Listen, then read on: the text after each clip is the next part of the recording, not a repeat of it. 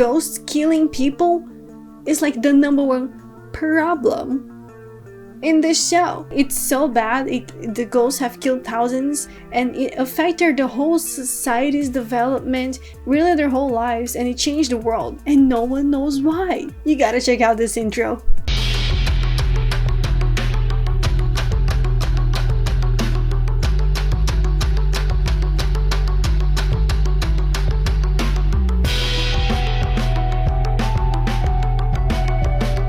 The thing that made me go, whoa, this seems interesting, was the intro.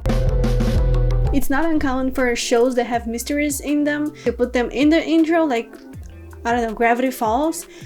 But this one really caught my eye because yes, I have watched a lot of supernatural shows, but this one is different.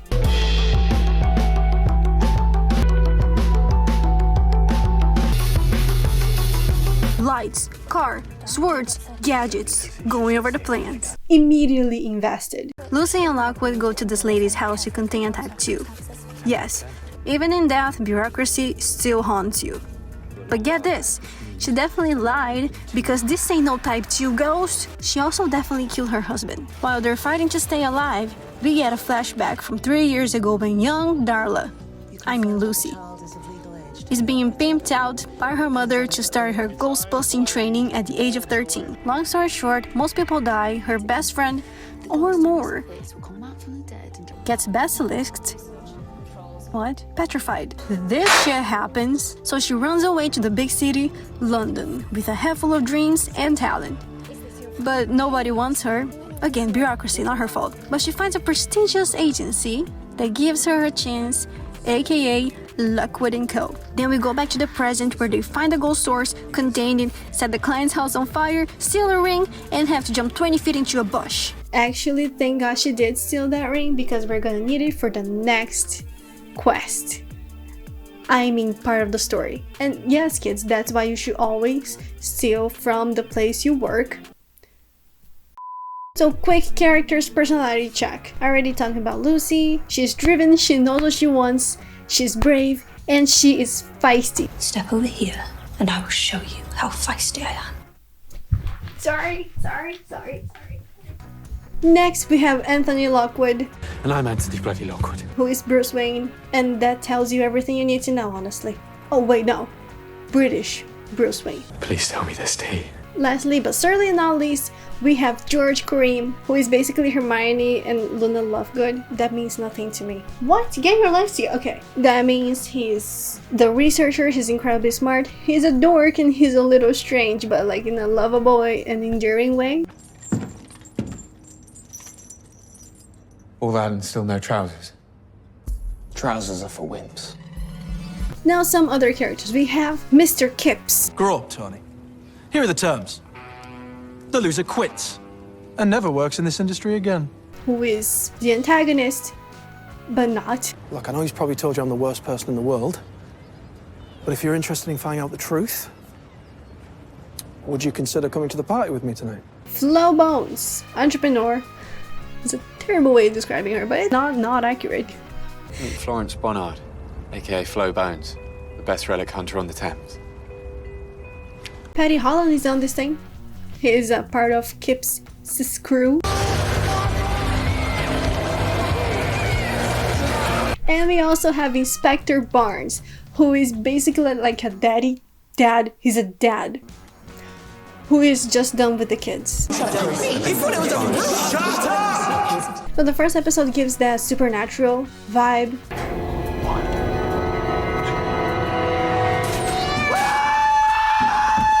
If you watch Supernatural, like the show, there's a ghost, there's a case, we go in, we have a plan, we contain the ghost, and yeah!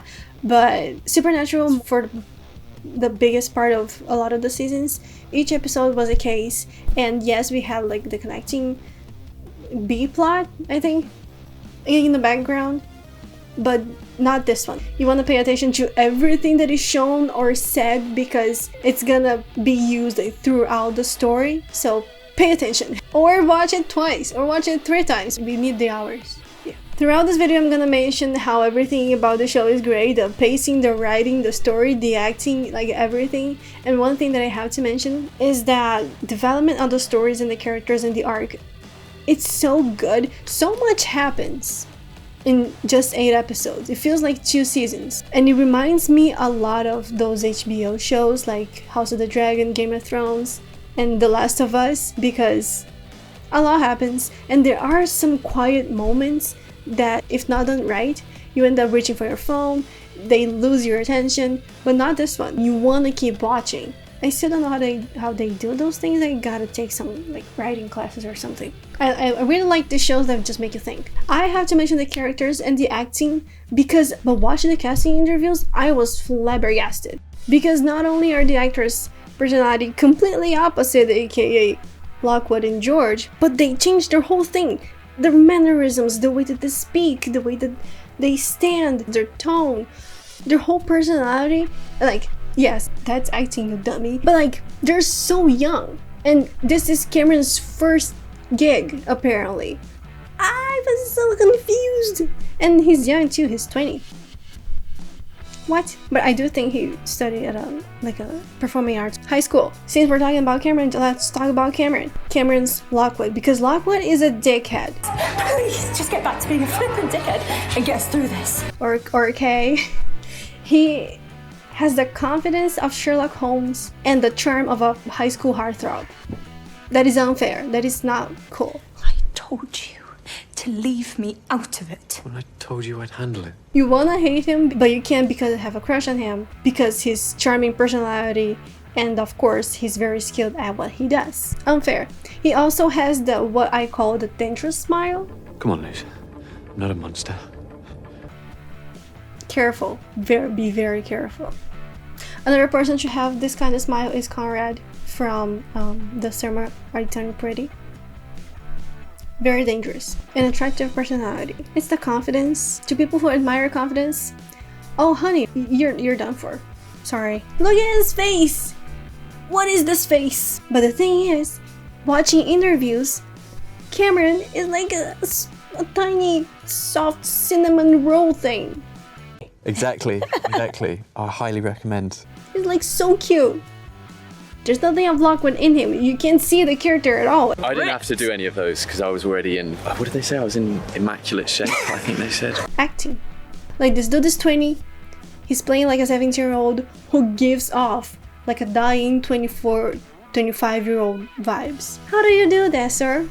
I would love to interview him. I'd be too nervous. Never mind. Same for Ollie's George. Okay, George is adorkable. Trousers are for wimps.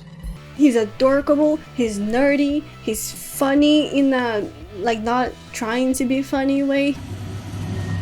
Please tell me it's a wasp. He's strange in an endearing way. I've said that before and I'll say it again, sure.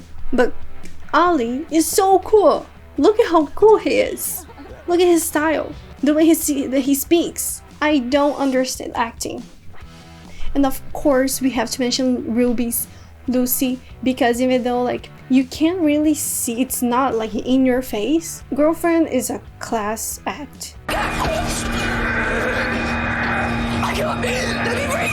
Ruby seems like this chill, mature young lady. That would be more like, who's more likely to embellish a story? Oh, yeah. But Lucy, of course, she's 16 years old, and I would describe her more like a slightly naive. Oh, wow, a female serial killer. Ooh, aspirational. No, why don't you stick it on a t-shirt? And, of course, badass, of course. Props to Ruby for playing that, because she really did it. It's really good. Yeah, it's crazy. Her skills are more subtle, like great editing. When the editing is great, you're not gonna see it. Kind of like that. I love the music in this show because it's kind of grungy. You can tell that I don't know a lot about music genres. Yeah, I really gotta expand my horizons. But it felt like grungy, like 80s, slightly like you could throw Nirvana in there. Whoa! I think if they had the budget, they would have. So good. Like rock alternative thing, like emotional, like emo stuff. I love the music in this. 'Cause darling, you're dragging me down. The writing is so good that you gotta watch it twice because there are things that you wanna catch. For example, in a couple of things in the dialogue that you only notice at second watch. So in the first 5 minutes, I think, Lucy says, To be honest, that looks pretty useless anyway. and you can easily either dismiss this as like, one, that's a funny thing to say, and two, like you can dismiss it as a teenage angst, typical. But when you get to know what she's been through, all of the adults in her life failing her, you get that one, she is right from a technical perspective. Yes, the talent fades with age, so adults are pretty much useless in this world. And two, that is 100% the case. So they do have some, like, it's like 2% of the show, but they do have some like girl power going on thing, but it's in the context of the show and it's really well done. For example, Feisty. and she responds, like Step over here and I will show you how feisty I am. sort of almost over the top way, but in the context of the show, it makes sense. Like, she's tired, she's hungry, if she doesn't get a job, where she's gonna stay? You know, there's curfew, and apparently the ghosts take over London at around 6:30. Also, perhaps the ghosts for, waiting. So she's generally like scared, and these two amateur boys are making fun of her. Yeah, I would snap too. And also her beef with Flo. Who's the latest slapper? Excuse me? The only other girl character there. Like, it's generally fucked up that Flo, she sells sources of ghosts to like the black market. That's the world's business. Now everyone is making money off the problem. So why wouldn't you take advantage of that? Single mums paid her to have their kids adopted off into good homes, but she kept the cash, drowned the kids. So you can easily understand like both sides. Also, how horrifying is that story? Is that a real story in London? Like, oh god. I should look that up. I'm not gonna do that. I don't want to do that. Overall, this show is a definition of, wow, that escalated quickly. Lockwood has a secret room that we are not allowed to see. And if you ever mention that room ever again, you are done here. We're gonna get in season 2, so we need a season 2. There's a secret society. There's a doctor who experimented on people like in a really bad way, like a horrifying way. They were his patients. Oh, that reminded me of like American Horror Story, the first one, the doctor that experimented on people. Ugh. Eesh. No. There's a government cover-up. What's the deputy commissioner doing here at 5 in the morning? There's the murder of a celebrity from the 80s that was never solved, and we solved it.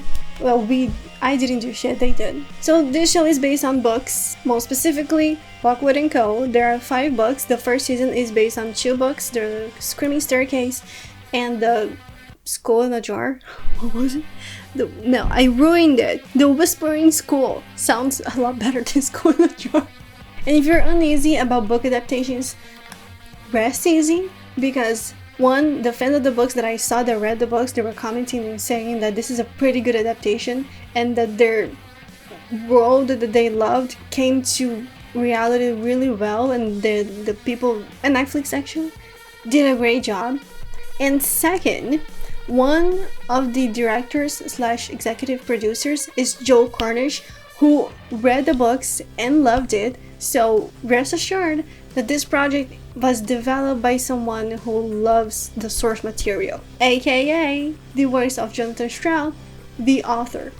I like it. I love it. Now that the technical analytical stuff is out of the way, let's talk about the heartstrings, which is one of the reasons why I watch TV in the first place. At the center, not even the center, in the sidelines, we have the romance, the slow burn between Lucy and Lockwood, and it's so well done because it's so cute. It's like little kid. It's like teenagers finding like connection for the first time in their lives. It's so cute, and it's never toxic. There are many times where it could have gone like through a toxic path, but it just doesn't.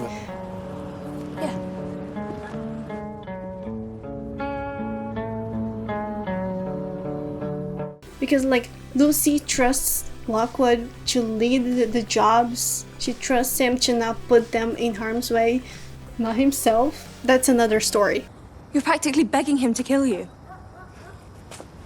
I prefer to call it a noble sacrifice. Oh, don't give me that shit.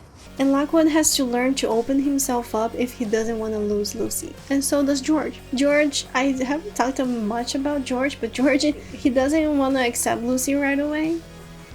Why is that? I think maybe he's just guarded, like Lockwood, and like everyone in this world could be. My mum and dad are lovely, but I couldn't stay. They had 4 kids. Engineer, weirdo. I mean, there's so much trauma in this world, right? Can you imagine, like, you're a kid and you have to learn to fight ghosts, whether you want to or not, and then you go through so much trauma and witness so much death, even before you're 18. I'm guessing that would make anyone want to just close themselves up in a cocoon and, like, never come out. Nothing good comes from letting people in. Everything ends and everyone leaves. See, when my time comes, I don't intend on leaving anyone behind who's gonna lie there every night, wishing that I would just walk through that door one more time. But to do that, it's not ideal, it's not good. In their world and in ours, I've done that, it sucks. I haven't connected with the show this much in a real long time. I think the last one definitely was Supergirl, like 7 years ago. There aren't a lot of shows that can really pull on your heartstrings and just be nice and not have to rely on sex or drugs or shock value, because it's just good. Everything is good. The writing, pacing, the acting, character development, character arc development, the world building, like everything is like they hit everything in the list and more. And it really feels like it was done with heart and soul. So definitely stream the show, love it. Have you streamed the show? Do you love it? Of course you love it. We need a season 2. Comment your favorite moments. What was my favorite moment? Okay, in the heartstrings. Oh my god, I'm such a sucker. But it was this scene. And also this scene where... Oh, I can't spoil things for you? Oh my god. I almost did. And also George. I love George. What's with the gloves? Stress cleaning. It's so cute and weird and funny, and there are some things... Ugh. Jobbling. You have to tell me what you've discovered, what the methodology is. Watch and you understand. Ugh. I have been obsessed with this show. I think I watched like 3 weeks ago, and I'm still watching edits. So many edits on YouTube. So many are so good, and just leaves me smiling like an idiot. Who the hell does he think he is? I'm Anthony Lockwood. He's a little shit, sir. So good. I'm gonna link some in the description, so you should definitely watch it. Oh, I love this show. I need season 2. I don't know what I'm gonna do if there isn't a season 2. You know, Netflix should really stop canceling shows like in the middle. At least give them like a movie or something. Because I'm tired, man. I'm tired of investing so much time and energy into shows just for them to get canceled. No. You can't just take my time, energy, money, and heart and set it on fire. I have self-esteem issues, but there's a limit. So stream Lockwood and Co, and let's get this thing to season 2. Definitely comment all your Lockwood and Co moments, and no spoilers from the books, please. I'm gonna watch them. I'm gonna watch the books, sure. I'm gonna read the books once all of the seasons are complete. Okay, thanks so much for watching. See you next time. Bye.